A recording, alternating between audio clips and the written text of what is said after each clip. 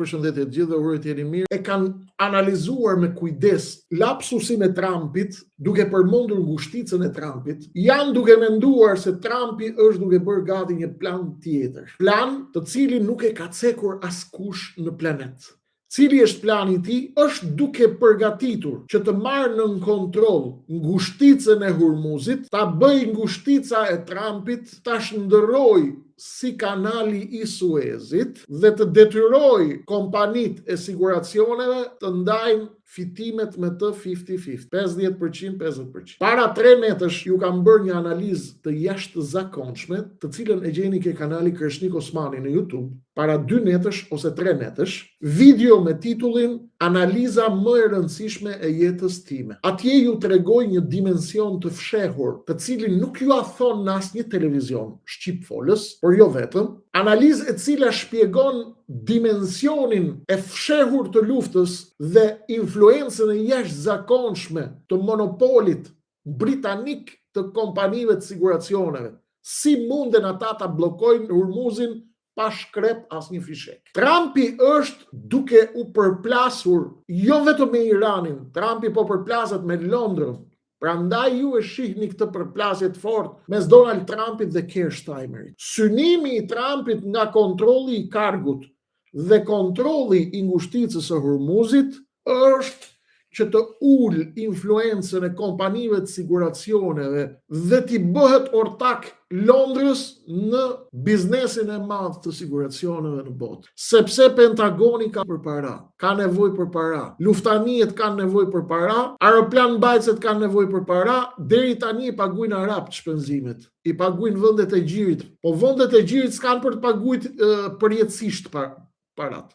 Pentagoni ka shpenzime, ushtarët kanë shpenzime, aeroplan mbajtësit kanë shpenzime dhe lufta dhe krashi që ndodh ndërmjet Wall Streetit dhe City of London e gjeni në mënyrë të përpikt tek videoja ime te kanali Kreshnik Osmani në YouTube me titullin Videoja më e rëndësishme e jetës time.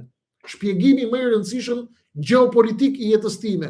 Po deshët me kuptu konfliktin e botës për te këtyre prallave që ju tregojnë në për këto kanalet shqiptare ku ka dalë lloj humoristi duke u marrë me gjeopolitik, janë monopoli botëror, ai që e lëviz ekonominë botërore dhe ai që e lëviz ngushticën e Hormuzit. Dhe çdo ngushticë tjetër në botë. Dhe ka ardhur jo rastësisht tani, fakti që dalin Huthët dhe thonë ne do të mbyllim jo vetëm thot Irani, unë do të mbyll jo vetëm Hormuzin, po do të mbyll edhe Bab el Mandabin.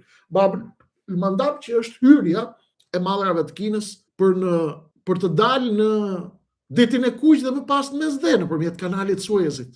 Prandaj, ky moment i rëndësishëm i botës duhet kuptuar në detajet dhe në imësit e tij. Donald Trump nuk ka bërë lapsus kur ka thënë dje. Donald Trump nuk ka bërë lapsus kur tha ngushtica Trump Strait dhe nuk tha Hormuz Strait. Ka përcjell mesazh që unë do hyj ortak, sepse ai e di se kush i ndal anijet. Nuk është Irani që i ndal anijet. Anijet i ka ndal Lloyd's of London në 3 mars për herë të parë nuk ka prerë siguracionet anijeve. Është në kontratat e transportuesve të mëdhenj të naftës, është kontrata e sigurimit të luftës. Dhe britanikët kanë monopolin botëror të kësaj siguracione, sepse kanë 350 vjet histori, 333 vjet. Për herë të parë pas 333 viteve, 334 viteve, britanikët nuk kanë pranuar të presin siguracione për anijet në ngushticën e Hormuzit. Dhe asnjë anije nuk lëviz dot pa siguracion. Donald Trump do ngushticën e Hormuzit dhe do Iranin me vete, bllokojnë ngushticën e Hormuzit që ai të vej taksën e kalimit për anijet dhe të jetë ortak 50 me kompanitë e siguracioneve që të marrë para dhe të çojë Amerikës. E kuptuam Lore? Sepse arabët nuk e financojnë gjithmonë dot deri në fund luftën. Se arabët thonë do financojmë 1, 2, 3, 4, 5, po jo gjithmonë. Prandaj kjo është një luftë me thyrje kockash miq. Nuk është një humor kjo që po ndodh. Dhe nuk është e lehtë dhe nuk është histori me trupa, me raketa, me bombardime, është përtej kësaj. Jo kam thënë është maja e elitës së botës është në përplasje të fortë. Maja e planetit është duke u përplas. Amerika është e ndarë mes veti, është e ndarë me kampin Euro-Atlantik, është e ndarë me Europën dhe të gjitha bashkë janë duke pasë si do të vinë aleancat e ardhshme. Europa po shkon me Kinën, po flirton me Rusin. Rusia është më i fituari nga kjo luftë. Kina është duke prit dhe duke mbajt shënime. Rusia kur s'ka fitu në jetën e saj tani prej viteve që të sanksioneve, kur s'ka fitu Rusia $500 milion në ditë nga nafta. Sepse i ka ai sanksionet, ai duhet stabilizoj tregjet botërore, sepse po ikin tregjet botërore nga kontrolli. Dhe europianët e din shumë mirë, edhe amerikanët e din shumë mirë, edhe rusët e din shumë mirë, edhe britanikët e din shumë mirë, edhe kinezët e din shumë mirë. Në këtë luftë dhe në këtë botë të re, nuk ka më besmiq. Askush nuk i beson më askujt. Prandaj, rusët i çojnë mesazhe europianëve, shikoni se ju duhet vini të merreni vesh me ne.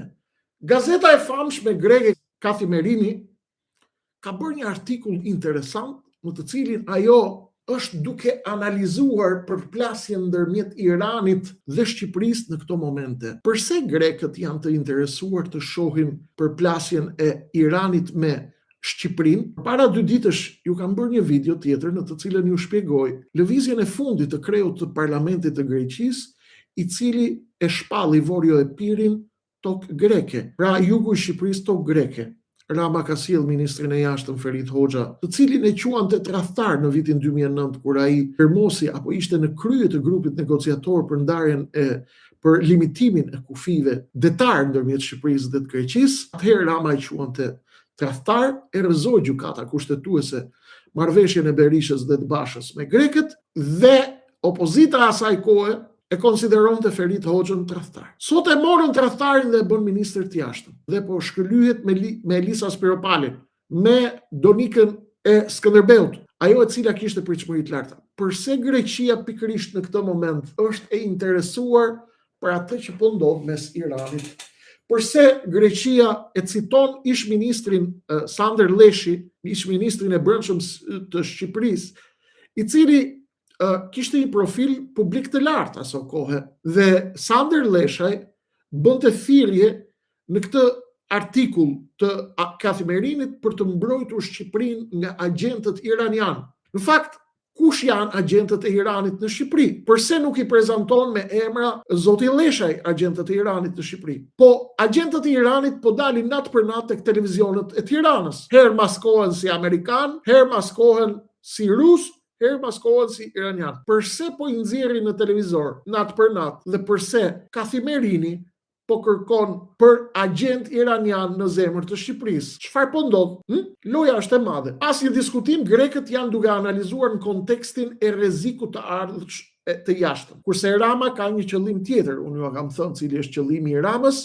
Rama ka shumë interes në këtë moment që të nxjerrë agentë rus, kinez, iranian, të cilët duhet të sulmojnë dhe të bombardojnë Amerikën nga mëngjesi deri në darkë, ta bëjnë leck, sepse Rama synon të thotë amerikanëve dhe europianëve, në qoftë se më largoni mua nga loja, këtë vend do ta drejtojnë agentët e lindjes, agentët e Iranit, agentët e Rusisë, agentët e Kinës. Por në fakt ishte Rama ai i cili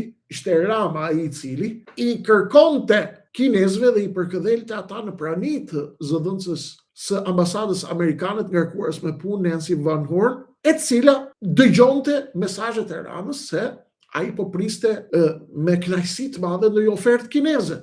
Dhe sa kinezët ishin shumë të rëndësishëm. Pra, lidhja dhe mënyra se si Kathimerini, gazeta e rëndësishme greke, i referohet Sander Leshajt për të bërë dhe për të nxjerrë në pa rrezikun e agentëve të Iranit në Shqipëri. Agentë të cilët dalin tek mediat e Edi Ramës natë për natë për të treguar se kush do fitojë dhe se sa e poshtër është Amerika. Kreshniku bën analizë e cila nuk merret me tifozllëk dhe kam zgjedhur ta bëj këtu në kanalin tim. Donald Trump është në një siklet sepse edhe Europa, pavarësisht se u tentoi ta josh Donald Trumpin me idenë se mundet të vijë hipotetikisht për t'i dhënë një dorë Amerikës, edhe britanikët, edhe francezët dolën nga linja dhe i thanë që ne nuk jemi të gatshëm të shkojmë në një luftë apo në një skenar i cili, shikoni çfarë po thon francezët, është shumë precize ajo që po vjen nga Franca. Franca, ju e kuptoni që ka përplasje të nënveshme të forta me Amerikën. Por mënyra se si po argumentojnë francezët për Donald Trumpin këtë ftesë të tij për të marrë pjesë në këtë luftë, francezët po thonë ftesa e Donald Trumpit për ne vendet e Europës, për Francën, Britaninë, Gjermaninë dhe vendet e tjera europiane, për të shkuar dhe për të mbyllur luftën në Iran, është një lloj, thot Franca, si të japin, kujdes, në televizor francez dhe në televizion amerikan. Kujdes, është precize shumë kjo që po thot. Ftesa për të shkuar atje, thot, është si të japin dhurat një ftesë apo një bilet first class, një bilet biznesi për të ngjitur dhe për të bërë një udhtim me anijen e famshme Titanic. Dhe kur thonë francezët, ftesa e Trumpit është ftesë për të ngjitur në Titanic, është deklarat e qartë franceze që Titanicu do të mbytet. Titanicu u mbyt. Titanicu u përplas me icebergun. Dhe ky është mesazh gjeopolitik, miq. Ne, thot Franca, europianëve, presidenti Trump, Mr. Trump, i cili shkoi në luftë pa na pyetur, është duke na ftuar dhe na ka prerë një bilet për të ngjitur në Titanic. Pra ne dim që Titanicu po mbytet. Dhe ky është mesazh shumë i rëndë gjeopolitik. Sepse ai thot Trumpi ka nisur përplasjen me icebergun. Do çahet anija dhe ne do mbytemi gjithë. Dhe nuk është në një vlerësim i madh thotë që po na bëni duke na ftuar në business klasin e Titanicut, sepse Titanicu po mbytet. Kjo është një çarje e madhe ndërmjet përtej Atlantikut dhe këndej Atlantikut. Këtë çarje për të cilën ju a kemi fol. Dhe çarja, ju a kemi thënë vazhdimisht, është ndarje dhe përplasje brenda ekipeve dhe brenda elitës së botës. Mirë se erdhe Nightbeat DJ, faleminderit që u bëre member. Prandaj, ky është momenti historik të cilin ne duhet ta kuptojmë dhe duhet ta shohim me shumë kujdes. Kur themi që Europa thot na ka çu ftesë për të ngjitur në Titanic, kjo është tepër e rrezikshme, sepse i jep mesazh botës dhe Donald Trumpit që ne dim që ju, zoti president, keni shkuar në një luftë pa kokë. Keni shkuar në një përplasje pa kokë. Tashmë, ky ishull, pra, amerikanët kanë ardhur për të kontrolluar kargun. Do të vi pak më poshtë se çfarë fshihet, pse do Trumpi kargun. Ishullin ku kalon 90% e naftës e Iranit. Se i rëshkiti goja Trumpit dhe tha, nuk ka bërë vakitha që të më rëshkas goja, tha. Mua nuk më ka bërë vakit të më rëshkas goja, tha, dhe goja ime, tha, nuk rëshket kot, tha. Shiko sa si luan me fjalët dhe me nervat dhe me median botërore, e cila i thot, ç'është ky Trump Straiti? Ne po flasim për Hormuz Strait, ngushticën e Hormuzit, nga na doli ngushtica e Trumpit, tani po ju vi. Aty, Trumpi ka synim kontrollin e kargut. Irani bën presion maksimalist, Trumpi do ishullin e kargut. Nga ku eksportohet 90% e naftës e Iranit për në gjithë botën. Ky ishull është kryesor për çdo plan të mundshëm toksor amerikan dhe Irani ka forca të fuqishme mbrojtëse. Çdo përpjekje amerikane për të marrë në kontroll ishullin e kargut do të jetë jashtëzakonisht e vështirë dhe e rrezikshme. Dhe Europa e dha një gjysmë përgjigje për këtë. Dhe nuk janë vetëm trupat, çdo tension ka një ndikim të gazit në përballë. Investitorët janë të kujdesshëm dhe ekonomia globale është në prag shpërthimi. Janë të gjithë duke ruajtur vëmendjen maksimale. Ndërkohë Irani po vazhdon të përdor grupe proxy për të ushtruar presion dhe për të krijuar avantazh në negociata. Edhe Irani e bën presionin për të rritë fuqinë e tij negociuese në këtë moment jashtëzakonisht delikat me amerikanë. Prandaj, çfarë do të luajnë roli?